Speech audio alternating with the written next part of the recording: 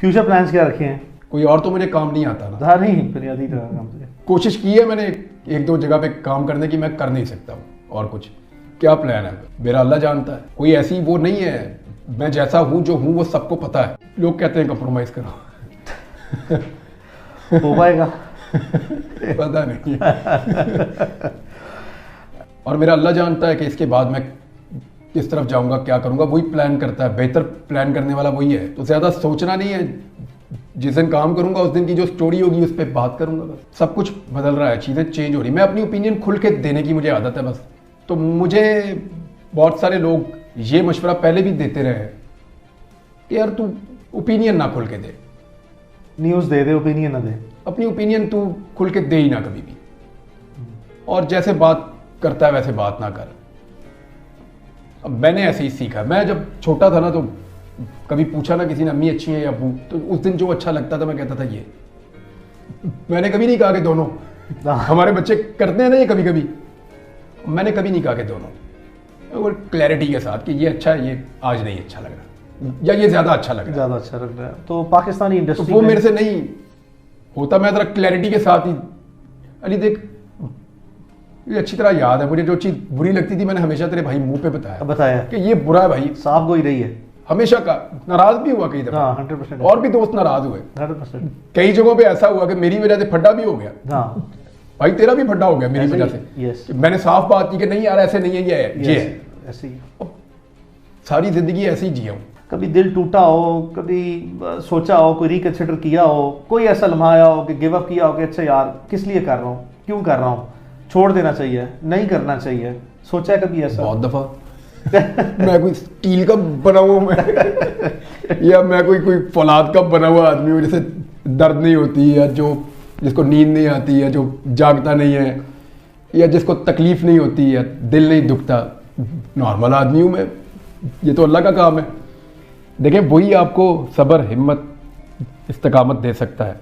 एक ऐसी मनफी खबर जो है जो कि बिल्कुल हकीकत के बरक्स थी, वो भी चला दी कि मैं और कहा जी इमरान और खुदा न खास्ता इमरान जो है वो जिंदा नहीं है। अली मैं एक सीरियसली एक बात बताऊं, वो ऑप्शन आसान थी। मैं सीरियसली आपको कह रहा हूं, यानी अगर मेरे से पूछे कोई कि क्या आसान था तो वो आसान था। आई अंडरस्टैंड, वक्त बहुत मुश्किल था। ये आसान तो नहीं होता जिन हालात से आप गुजरते हैं, और तकलीफ ज़्यादा तब होती है जब कोई अपना मारता है, तो ज़्यादा दर्द होती है। ये मैंने वैसे एक्सपीरियंस किया है इसको। यानी कोई बाहर वाला मारे तो वो आपको फील नहीं होता उतना।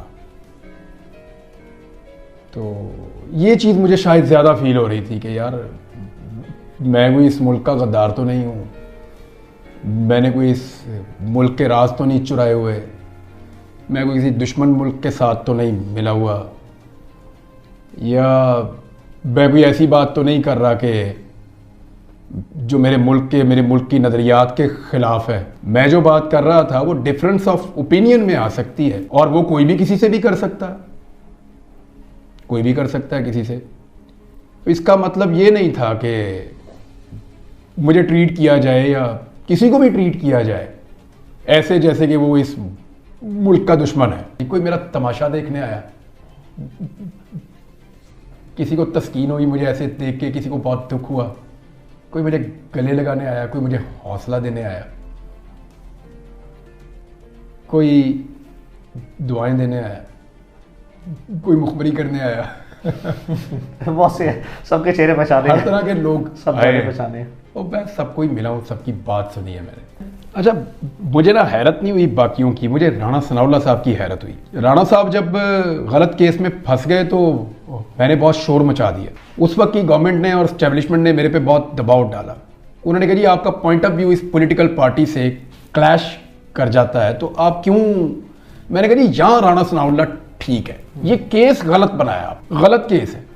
तो मैंने आवाज़ उठाई, राणा साहब आए थे शुक्रिया अदा करने, आपको याद है? मुझे याद है, राणा साहब घर आए थे, शुक्रिया अदा किया था उन्होंने कि यार आपने मेरे लिए बहुत आवाज़ उठाई तो मैं थैंक्स खुद आके करना चाहता था। मैं आई वाज एक्सपेक्टिंग कि राणा सनाउल्लाह अगर कुछ ना भी कर सके तो कम से कम कीचड़ नहीं उछालेंगे। चलें हर एक का अपना अपना ज़र्फ है। उन्होंने जो बोला मेरे बारे में, जो कहा मुझे, जब क्योंकि मैंने वापस आके ना अपनी टीम से सिर्फ एक आदमी का पूछा था, मैंने कहा भैया राणा सनाउल्लाह का बताओ, क्योंकि उसने बहुत बड़ा दावा किया था मेरे ड्राइंग रूम में एक दिन बैठ के, जब वो बहुत मुश्किल वक्त में था, मैंने उनके लिए आवाज़ उठाई थी, क्योंकि बहुत बड़ा दावा था। तो मैंने कहा मुझे सिर्फ राणा सनाउल्लाह का बताओ और किसी का नहीं।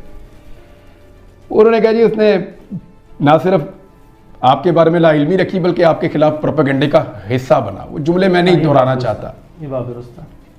मुझे सिर्फ एक आदमी ने मायूस किया ज़्यादा पॉलिटिकल लोगों में से, बाकी मुझे आइडिया था किसने क्या करना है, किसने क्या करना है। मैं ना खबरों से कुछ अरसा दूर भी रहा, लेकिन जब मैं इन हुआ तो मुझे ये जब चीज़ पता चली तो मेरे लिए सरप्राइजिंग था। ये तो हुआ ही नहीं कभी, ये तो नहीं हुआ कभी।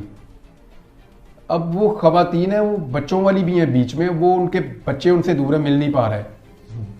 फिर एक केस में वो निकलती हैं, दूसरे में वो गिरफ्तार हो जाती हैं, फिर वो निकलती हैं, फिर तीसरे में गिरफ्तार। एक टाइम में एक लड़की या एक औरत इतनी सारी जगहों पे कैसे हो सकती है? मुमकिन ही नहीं है। सेम टाइम में वो ये भी कर रही है, वो भी कर रही है, वो भी कर रही है, और फिर यानी जितनी तबाही औरतों पे डाली हुई है ना, इतनी तो दहशतगर्द नहीं फैला सकते या आतंकवादी ये नहीं कर सकते, जो इंडियंस की ज़बान में, कि इतना टेरर तो आतंकवादी नहीं फैलाते जितना वो लड़कियों ने फैला दिया।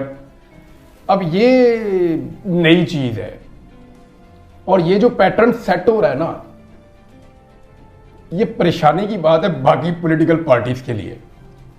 देखें, मैं आपको एक चीज़ बताता हूँ। दुनिया में पहला कत्ल किसका हुआ था बताएं आप?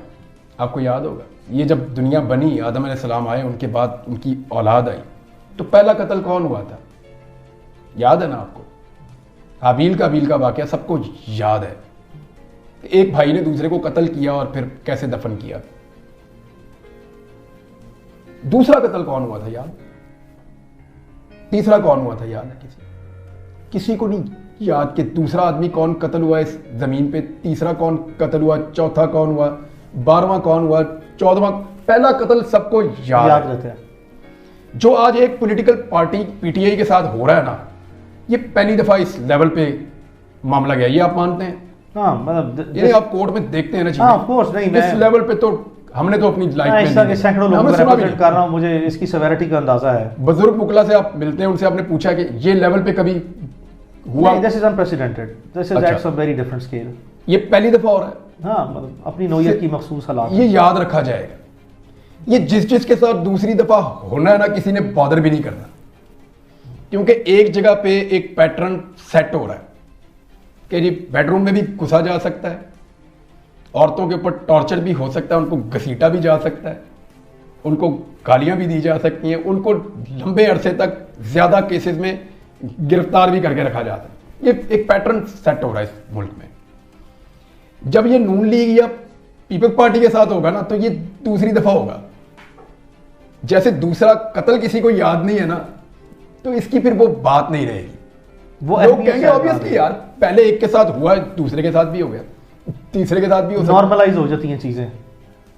ये उनके लिए सोचने की और फिक्र करने की बात है कि क्या सिर्फ एक इलेक्शन जीतने के लिए वो अपनी पूरी की पूरी एक पॉलिटिकल फ्यूचर को कॉम्प्रोमाइज कर रहे हैं। कॉम्प्रोमाइज कर रहे हैं। आसान लफ्जों में ये है कि पूरा का पूरा पॉलिटिकल फ्यूचर आने वाली जनरेशन के लिए भी मुश्किल बना रहे हैं। और वो चीज़ मुझे तकलीफ देती थी। मैं जानता था कि मेरा बाप घर नहीं बैठेगा जब तक मैं मिल नहीं जाऊंगा, जिंदा या मुर्दा, वो पुरसकून हो ही नहीं सकता। मैं उनकी आदत जानता हूँ, मैं उनकी आदत जानता हूँ, मुझे पता है उनका। मुझे पता था कि वो सांस नहीं लेंगे जब तक, चैन से नहीं बैठेंगे जब तक कि मुझे ढूंढ नहीं लेंगे किसी भी हालत में। और मेरी माँ ने यानी मुझे हमेशा बड़ा हौसला दिया, मेरी अम्मी ने। और मुझे हमेशा उन्होंने कहा कि बहुत अजीब और बुरे वक्त भी हमने देखे हैं ज़िंदगी में, मैंने कभी जिक्र नहीं किया। तो उस वक्त मुझे मेरी अम्मी सपोर्ट करती थी हमेशा कि बेटा निकल जाएगा ये वक्त भी, तुम आगे बढ़ो। जो मैं आज हूँ उसके अंदर उनका पूरा एक रोल है। नॉर्मली आप एक बीवी से इतना एक्सपेक्ट नहीं कर सकते जितना मेरी वाइफ को करना पड़ा। और जिस तरह उसने फेस किया सारा कुछ, उससे पहले भी जिन हालात से वो गुजरी, और मुझसे उसने शिकवा भी नहीं किया। अभी जब मैं आया वापस तो उसने मुझे, यानी मैं अभी थोड़ा बोल नहीं पा रहा था, मुश्किल थी बोलने में। अभी भी अगर थोड़ा कोई प्रॉब्लम हो तो मैं माजरत चाहता हूँ, मैंने पहले भी कहा। तो उसने मुझे एक दिन भी रियलाइज ही नहीं होने दिया कि आप स्टैमर कर रहे हैं या बोल नहीं पा रहे। उसने कभी बातों में भी उसने मेरे दिमाग में ये बात नहीं आने दी कि मैं स्टैमर कर रहा हूँ। सबसे ज़्यादा बात मैं उसी से कर रहा होता हूँ घर में, तो उसने मुझे ये रियलाइज ही नहीं होने दिया, कभी मुझे ये कहा ही नहीं। ये चीज़ उसको पीछे ले जाती है या उसके लिए प्रॉब्लम हो जाता है, और मेरी रिकवरी में भी इन्हीं लोगों का ज़्यादा हाथ है। सोचा था कि ये हो जाएगा? हाँ, पता था। ये सोचा था कि इतना लंबा हो जाएगा? ये आइडिया नहीं था मुझे, ये आइडिया नहीं था मुझे। एयरपोर्ट पे मैंने जब गिरफ्तारी दी थी तो मुझे लगता था कि जैसे होता है नॉर्मली वैसे ही है, तो मुझे नहीं आइडिया था कि ये इतना ड्रैग हो जाएगा और इतना लंबा चला जाएगा। मर्जी है। दिन गुजार रहा था, 142 दिन बड़े लंबे होते हैं। मुझे 142वें दिन तक पूरा यकीन था कि लोग मेरे लिए दुआएं करेंगे। अभी इन्होंने बहुत दुआएं की हैं। मुझे तो बाद औक़ात लगता था कि बस कहानी मुक गई है, अभी यहाँ से आगे क्या चलेगा। आपके सामने था, मैं जिंदा लाश की तरह ही था जब आपको पहले दिन मैं मिला हूँ। इससे भी गई गुजरी हालत मेरी रही है। तो वो मुझे बाद औक़ात लगा कि नहीं, बस यहाँ तक ही थी कहानी, इसके बाद कोई और लिखेगा, इसके आगे मैं नहीं चलाऊंगा। देखिए, आपके जो 24 घंटे होते हैं ना, वो बड़े लंबे होते हैं। मुझे पहले पता ही नहीं था।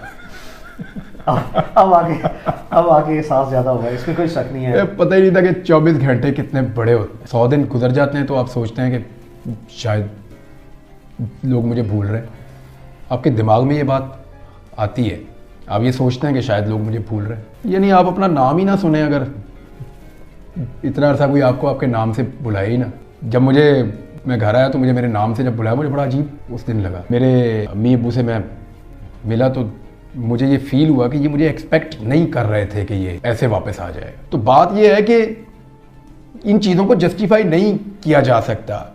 कोई सहाफ़ी अपने शदीद इख्तलाफ के बावजूद ये बात कभी नहीं मानेगा और ये बात कभी नहीं कहेगा कि गैर कानूनी तरीके से या गैर आइनी हथकंडों से लॉलेसनेस हो और किसी के साथ ये किया जाए, किसी को कत्ल कर दिया जाए, किसी को गायब कर दिया जाए, किसी को टॉर्चर किया जाए, किसी को मार दिया जाए गोलियां। ये तो जस्टिफाइएबल है ही नहीं। लेकिन उन तमाम दोस्तों का जिन लोगों ने आवाज़ उठाई, उन सबका बहुत शुक्रिया। उन सबका जिन्होंने नहीं उठाई, उनका भी बहुत। मुझे आप बताएं, क्या आज पाकिस्तान का मीडिया जो खबर चलाता है वो क्या मीडिया ही बनाता है? क्या वो खुद अपने आप को कंट्रोल कर पा रहा है? हाँ, मीडिया आज़ाद नहीं है पाकिस्तान में। जैसे मुशर्रफ के दौर में इससे बहुत बेहतर था। क्योंकि मैं पहले भी ये कहता हूँ कि जब आग लगती है तो सबके दरवाजे पे आती है, ये रुकना तो है नहीं, ये चलती जाएगी, चलती जाएगी, चलती जाएगी। अल्लाह सब पर रहम फरमाए। तो वो अगर आज़ादी मिले मीडिया को तो मीडिया कुछ बोले ना, कोई शक नहीं। और अपनी आज़ादी लेने के लिए मीडिया क्या कर सकता है, हालात आपके सामने। तो इमरान 4 नौकरियां, इतना कुछ, इतने मुकदमे, आई मीन उसके बाद ये किस लिए? तो कारोबार भी तबाह हो गया। अच्छा, वो तो हुआ है। सो 4 नौकरियां गई। मुझे नहीं समझ आई क्यों पर्चे हो रहे हैं मेरे पे। बाकी लोग भी यही काम करते हैं, थोड़ा सा कोई लपेट के करता है, कोई खोल के करता है। एक्चुअली मुझे नहीं लगता कि इस मुकदमाबाजी से कुछ फ़ायदा होता है। मैं अपनी बात कहना चाहता था, पर्चे दे के इधर घुमाओ उधर घुमाओ। आज भी मैं क्या चाहता हूँ, मैं अपनी बात करना चाहता हूँ आज़ादी के साथ। एक चीज़ की मुझे सिर्फ दिल में खलिश होती है और तकलीफ़ होती है। मैंने कभी ये बात कही नहीं ऐसे, लेकिन तासुर मेरे बारे में था और वो गलत नहीं था। ये जो मिसिंग पर्सन है ना, इनके बारे में हमें ये परसेप्शन पाकिस्तान में बनाई गई, और ज़्यादातर पाकिस्तानियों में ये परसेप्शन थी कि इनमें बहुत सारे दहशतगर्द होते हैं और वो अगर कानून में क्योंकि सपोर्ट कोई मौजूद नहीं है तो उनको लीगल वीकनेसेस हैं, सिस्टम इसलिए उनको गायब करना पड़ता है। नहीं, वो कोई ऐसा समहाउ मुझे कभी कभी लगता था कि शायद ये जस्टिफाइड है ये चीज़, कभी कभी, हमेशा नहीं। लेकिन मैंने कभी ये इस तरह नहीं कहा कि इनको गायब कर दो या पकड़ लो। मैं हमेशा ये कहता था कि मुल्क में रूल ऑफ लॉ होना चाहिए, ड्यू प्रोसेस सबको देना चाहिए, सबका राइट है, और कानून ऐसे बनने चाहिए जिनमें फिर इन चीज़ों की गुंजाइश ना रहे। सोच के ऊपर जो फैलाई गई थी, और उस पर मुझे अफसोस है आज कि मैंने कभी ज़िंदगी में ये सोचा भी कि अगर कोई गायब हुआ तो वो कभी रियासत के मफाद में भी हो सकता है। नहीं, मैं माफ़ी मांग लेता हूँ इसके ऊपर उन सारे लोगों से जिनका दिल दुखा हो। किसी को भी गायब करना कभी भी जस्टिफाइड नहीं। It can not be justified कभी भी अंडर एनी पॉसिबल। अगर कोई आदमी कितना भी बड़ा मुजरिम है तो आप उसको कानून के सामने ही लेकर आए। 100%। सो मैं अब इसकी तकलीफ समझता हूँ, समझते हैं। तो मुझे उसका अफसोस है। मैं उसका, मेरी ज़िंदगी रही और मैं बोलता रहा, तो मैं कोशिश करूँगा ये कर्जा उतारने की। मेरा इस मुल्क के बगैर गुजारा नहीं है, ये मैंने सबको ही बताया। ये मैंने 2 दफ़ा संभाल लिया, अब मैं बड़े हाथ जोड़े। मैं रह नहीं सकता है। मैं जा सकता हूँ बाहर ऐसे चक्कर लगा के वापस, कहीं जाके उम्रा किया, वापस इधर गया, उसको मिल के, दोस्त को मिला, किसी को काम है, वापस। इसी डर से मैं नहीं गया कि मैं कहीं बाहर ही ना रह जाऊँ। कई लोग रह गए ना बाहर ही, मैं डर से नहीं गया कि मैं रह ही ना जाऊँ कहीं, पता लगे मैं वापस ही नहीं आ पा रहा। ये बड़ा खौफनाक डर है, इसको जरा फील करके कभी देखना। इस वक्त पाकिस्तान में जो हालात हैं, इसमें तो कोई चैनल जो है वो फौरी तौर पर जॉब देने के लिए तैयार नहीं होगा। सो अपनी जिम्मेदारियां जो है मेरा तमाम चैनल्स को मशवरा है कि अभी मुझे नौकरी ना दें। अच्छा,